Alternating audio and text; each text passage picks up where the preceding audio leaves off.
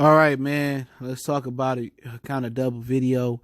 Connor Cook got cut for David Fales, a guy that only has 31 completions out of 48 attempts, I believe, in the National Football League. Played for the Bears, the Dolphins, and now the Lions. And let's talk a little bit about Connor Cook and pretty much the backup quarterback position problem the Lions had. I called this several months ago, and I'm telling you, man, something about Bob Quinn that, you know, he always a day late, a dollar short. It don't really resonate with him till it becomes a major problem. It's kind of like your radiator, you know what I'm saying? You know you got a leak, so you trying to make it until you can, until you feel like fixing it or getting it fixed. You just putting water in there. Before you know it, it's cold, and now shit cracked and really became bad. Now you got another choice but to drop that stack and get them fixed. That's Bob Quinn. He the type of guy that don't pay attention until it's a major problem. But hey, it's Motor City Sports Talk. Appreciate everybody for checking in. Make sure you share the video, hit the subscribe button, bell icon button if you haven't.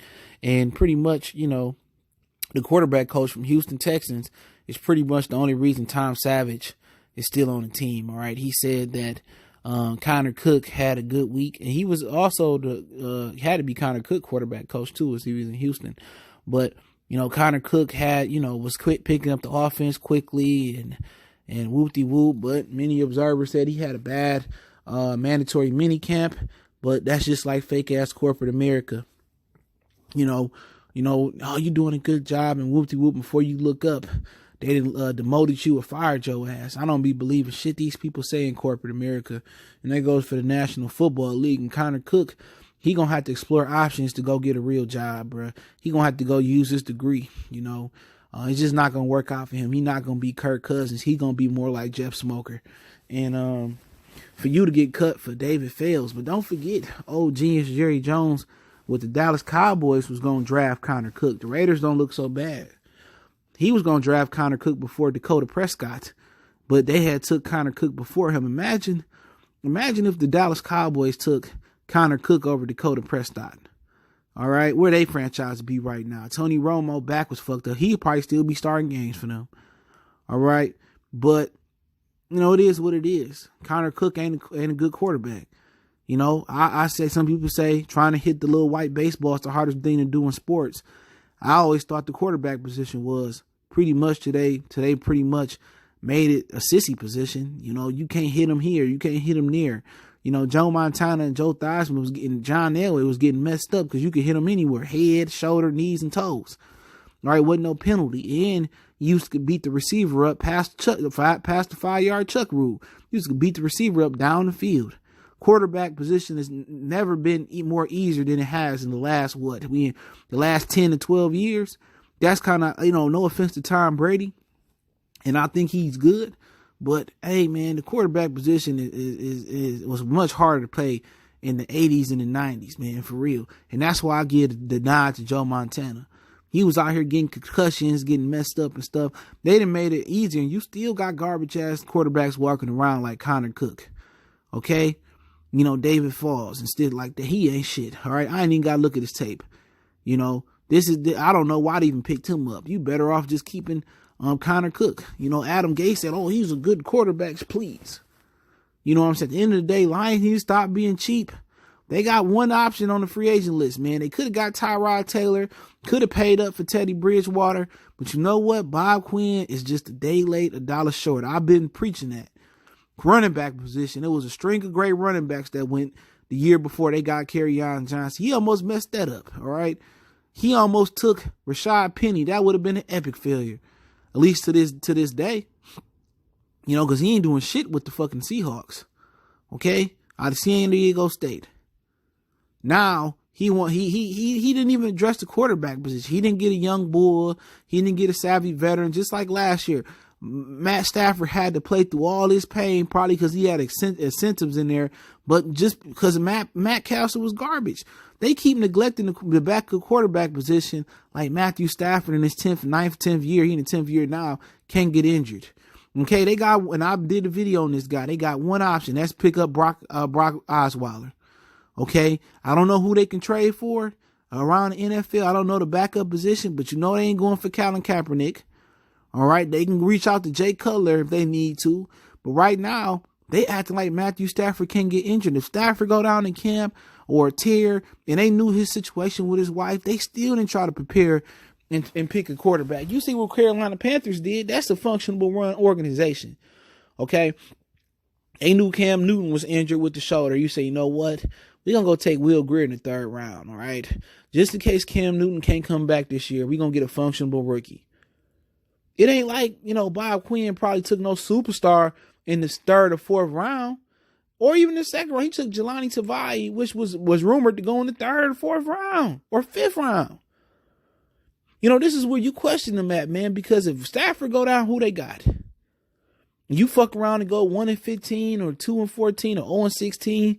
What the fuck? The Colts went with Scott Tozine when Peyton Manning got everybody fired in the building. And I don't want to hear, because Stafford went down and, I deserve to keep my job if I'm Martha. No, you should have prepared for that. Okay? Everybody told you that Amir Abdullah and Theo Riddick wasn't shit.